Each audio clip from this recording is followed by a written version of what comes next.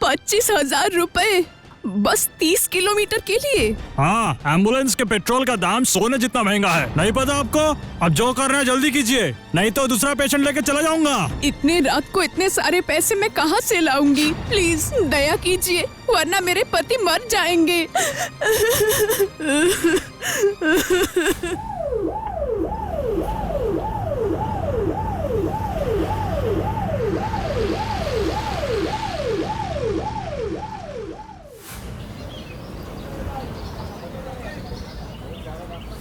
हमारे अस्पताल को एक और एम्बुलेंस देने के लिए हमारे सबसे प्रिय माननीय भैया जन नेता श्री सुबोध माइती को अपनी हार्दिक कृतज्ञता और धन्यवाद व्यक्त करना चाहते हैं। बहुत बहुत धन्यवाद भैया।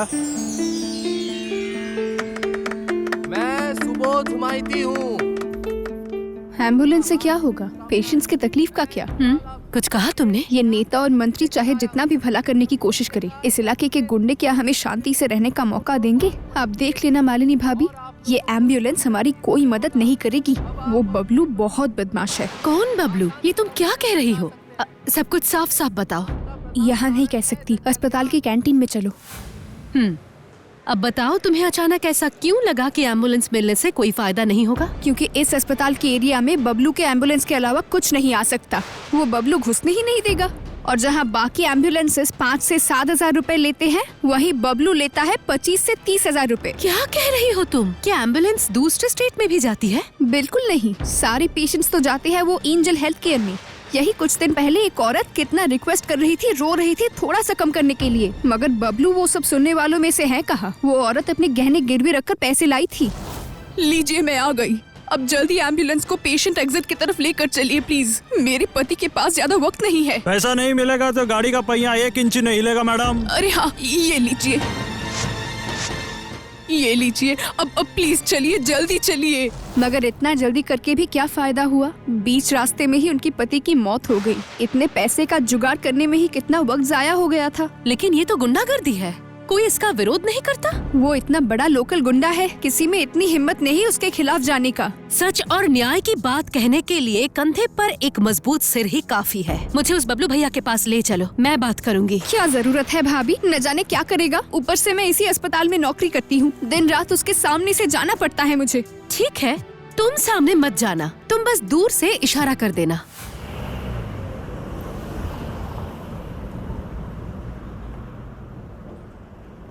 वो रहा, एम्बुलेंस के सामने खड़ा है। वो बबलू है? हाँ मैं बबलू। क्यों, क्या हुआ है? नहीं, अभी कुछ नहीं हुआ है, लेकिन आपके खिलाफ जो कुछ भी सुना है, अगर आप नहीं बदले तो निश्चित रूप से कुछ न कुछ होगा। आप कौन है बोलिए तो?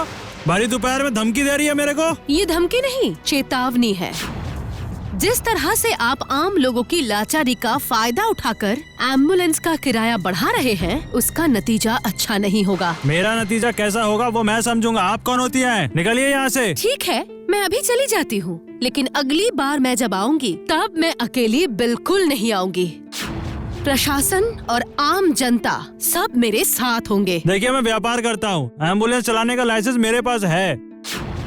अब मेरा एम्बुलेंस में कितने भाड़े में तो वो तो मैं समझूंगा ना। जो नहीं ले सकता वो ये सर्विस नहीं लेगा, बस खत्म बात। बिल्कुल सही कहा, अब आपका धंधा खत्म ही हो जाएगा। इतने दिनों से अस्पताल के गेट पर एक ही एम्बुलेंस थी, इसलिए आप मनमानी कर रहे थे, लेकिन अब ऐसा नहीं होगा। जननेता सुबोध माइती ने आज ही अस्पताल को एक और एम्बुलेंस दान की है। नया एम्बुलेंस? हाँ, नई एम्बुलेंस। अब और आपकी दादागिरी बिल्कुल नहीं चलेगी। अभी भी समय है, सुधर जाइए, वरना आम जनता आपके एम्बुलेंस का बहिष्कार कर देगी।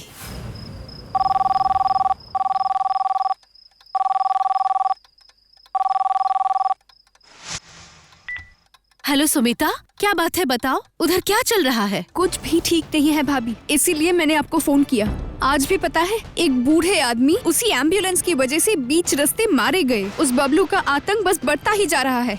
क्या ये सब क्या कह रही हो? अभी तो एक और एम्बुलेंस आ गई है, तो फिर उसके एम्बुलेंस की मांग तो कम हो जानी चाहिए। वही तो होना चाहिए था भाभी, मैंने भी वही सोचा था, मगर ये सब तो बिल्कुल उल्टा हो गया। वो कैसे? अरे जिस दिन से वो नया एम्बुलेंस आया है उस दिन से रेफरेंस रेट डबल हो गया है। अभी बहुत ज्यादा पेशेंट्स को उस एंजल हेल्थ केयर में रेफर किया जा रहा है। एक भी एम्बुलेंस यहाँ खाली नहीं रहता। और रेंट? दोनों ही समान है भाभी, दोनों को ही समान अटेंशन चाहिए। सब समझ रही हूँ, लेकिन ये तो मल्टी स्पेशलिटी हॉस्पिटल है, तो यहाँ इतने रेफरेंस केस क्यों हो रहे हैं? यहाँ इलाज क्यों नहीं हो रहा? मेरे नर्सिंग एक्सपीरियंस से मुझे जितना समझ आ रहा है ना, जिन लोगों को रेफर किया जा रहा है उनका कंडीशन बहुत सीरियस भी नहीं है, मगर उनको इमरजेंसी ट्रांसफर टिकट से रेफर किया जा रहा है। स्ट्रेंज। अच्छा सुमिता, तुम एक काम कर सकती हो। हाँ बताओ ना भाभी। पिछले 3 महीनों में जिन जिन मरीजों को रेफर किया गया है, क्या तुम उनकी मेडिकल रिपोर्ट मुझे लाकर दे सकती हो? ठीक है भाभी।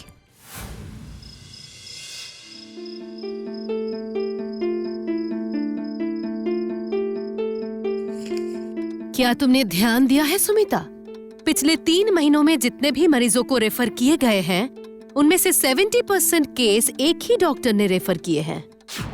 और मुझे शक है कि इस एम्बुलेंस माफिया बबलू के साथ उनकी कोई गुप्त मिलीभगत है। कौन है भाभी? मैं जल्दी में ये सब लेकर आई, मगर डिटेल्स देखने का समय नहीं मिला। डॉक्टर सौम्या बागची।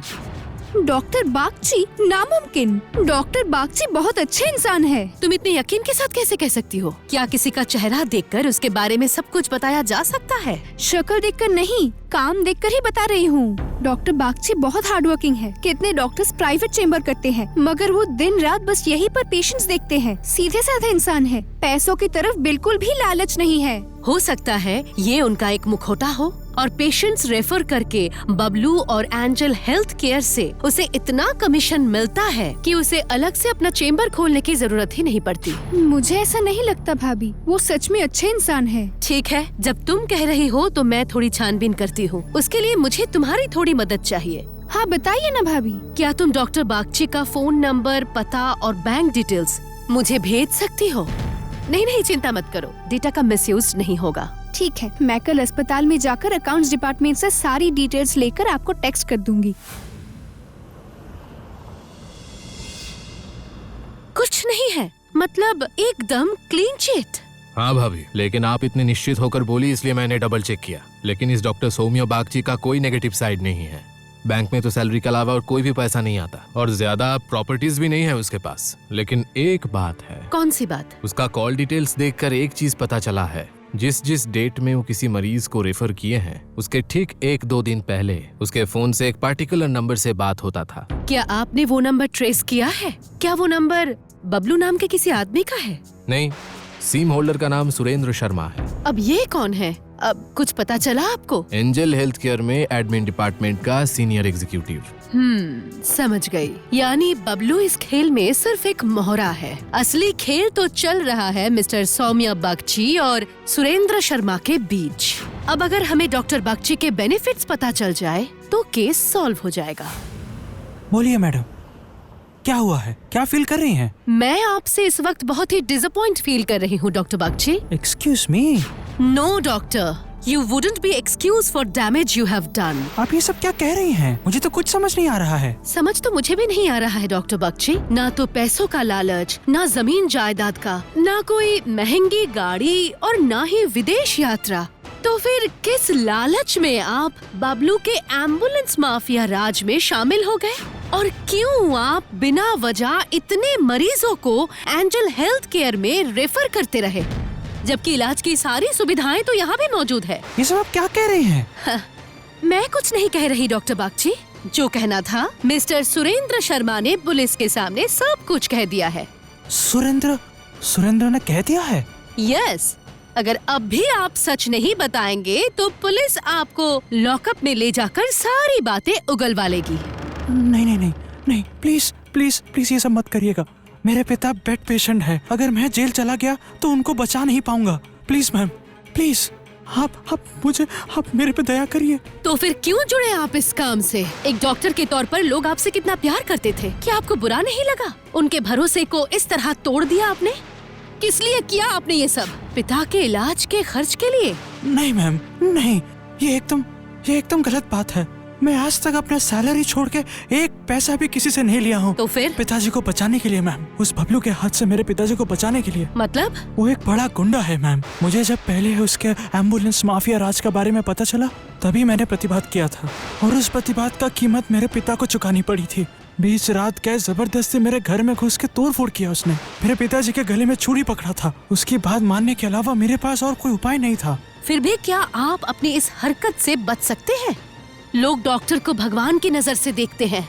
आज आपके इस काम की वजह से आपके साथी डॉक्टरों को कितना अविश्वास झेलना पड़ेगा कि आपको इस बात का अंदाजा भी है। इस विशाल जनसंख्या वाले देश में डॉक्टर कितनी कड़ी मेहनत कर रहे हैं, फिर भी उन्हें न जाने कितनी शिकायतों का सामना करना पड़ता है, प्रशासन के सामने झुकना पड़ता है।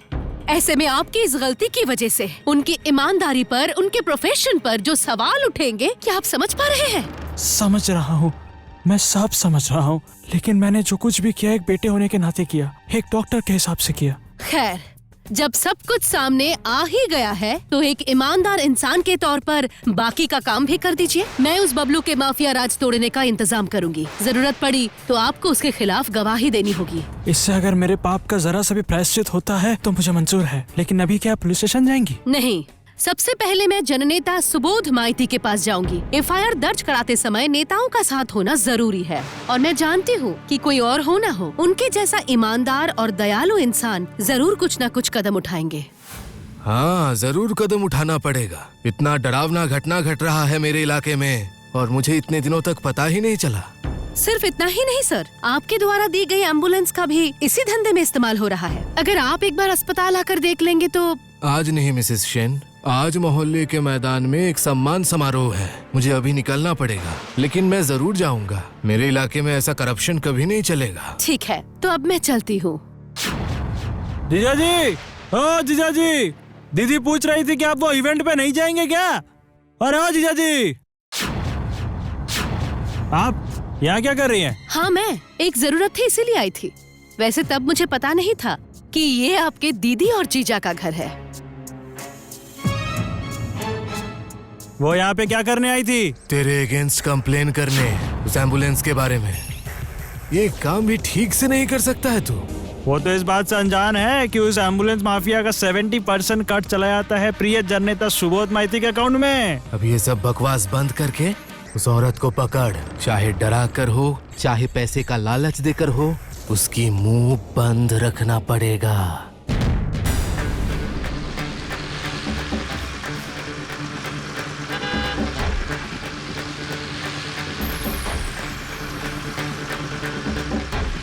आज तुम लोगों का खेल खत्म। रुक जा, रुक कह रहा हूँ।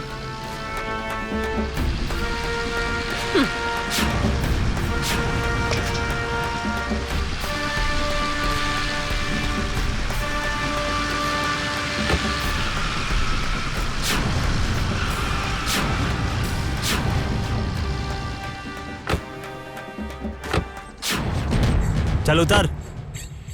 क्या सोचा था? हाँ, मेरे और मेरे जीजा जी के काले धंधे का राज तुम्हें पता चलेगा और तुम जिंदा रहोगी। क्यों? क्या करोगे आप और आपके जीजा जी मिलकर? क्या करूँगा? ये देख, एक बार में ही तेरा गला काट के फेंक दूंगा, समझी? सारा इन्वेस्टिगेशन ना उसी के साथ निकल जाएगा। अब मुझे ज्यादा कुछ बोलने की जरूरत ही नहीं है। जो कहना है सब कुछ आपने खुद ही कह दिया है। अब मुझे भी देखना है वो धंधा आप लोग चलाते कैसे हैं। फिर बड़बड़ कर रही है, ये ले। एक कदम भी आगे बढ़ा तो गोली चला दूंगा।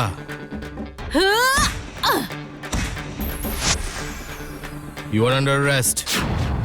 मैंने अस्पताल में एक एम्बुलेंस डोनेट किया है, जरूरत पड़े तो और 10 दूंगा, लेकिन एम्बुलेंस ना होने की वजह से एक भी मरीज बिना इलाज के मर जाए, मैं ये कभी स्वीकार नहीं करूंगा। मैंने जिंदगी में बहुत तकलीफें झेली हैं, इसलिए लोगों की इतनी तकलीफ अब मैं अपनी आंखों से और नहीं देख सकता।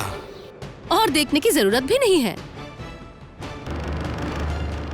क्योंकि बाकी की जिंदगी अब शायद आपको जेल के अंदर ही काटना पड़ेगा। आप बहुत बड़ी मैं नहीं, आज सुबह से ही आपके साले साहब की बहुत सारी बातें सुनी है। क्या कहा उन्होंने वो तो आप खुद ही सुन लीजिए। बबलू जी, बबलू जी।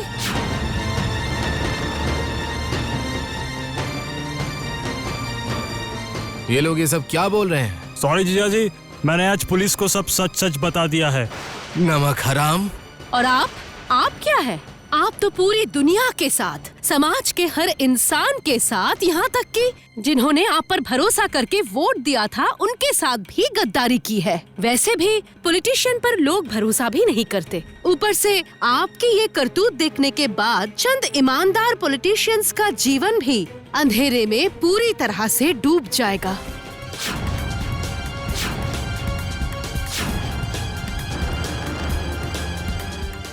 मैं ये सब बंद कर दूंगा। उस बबलू का बिजनेस भी मैं खत्म कर दूंगा। मुझे एक और चांस दे दीजिए। जहाँ इंसानी जान का सवाल हो, वहाँ सेकंड चांस की कोई जगह नहीं होती। एम्बुलेंस का सायरन सुनकर इंसान को लगता है मदद आ रही है, लेकिन अगर उस सायरन में सिर्फ मुनाफे की आवाज सुनाई दे तो मरीज की जान के साथ साथ इंसानों का भरोसा भी आईसीयू के दरवाजे खटखटाने लगता है। इसलिए आपकी जगह जेल के अंदर ही है। अभी हम खड़े हैं मणि रत्नपुर के महल के सामने। प्रज्ञा पारमिता के घर की गेट्स अभी भी मीडिया के लिए बंद है। राष्ट्रीय नारी कल्याण समिति की सदस्य पल्लवी, बिना किसी सबूत के इस तरह किसी के खिलाफ कुछ भी बोलना राज परिवार के सदस्यों को शोभा नहीं देता। इसका मतलब कॉलेज की किसी घटना से उसे डिप्रेशन नहीं हुआ था, है ना? बिल्कुल सही। चुप रहिए। क्या आप इंसान हैं? मेरी फूल जैसी बच्ची पर इतना सारा जुल्म करके आपको शांति नहीं मिली क्या? वो कौन है? राजशेखर, महाराज दिनेंद्रनाथ के बेटे हैं। मालिनी भाभी की दिलचस्प कहानियों के लिए एनिमेट्रिक्स हिंदी को सब्सक्राइब करें और बेल आइकन प्रेस करना मत भूलिए।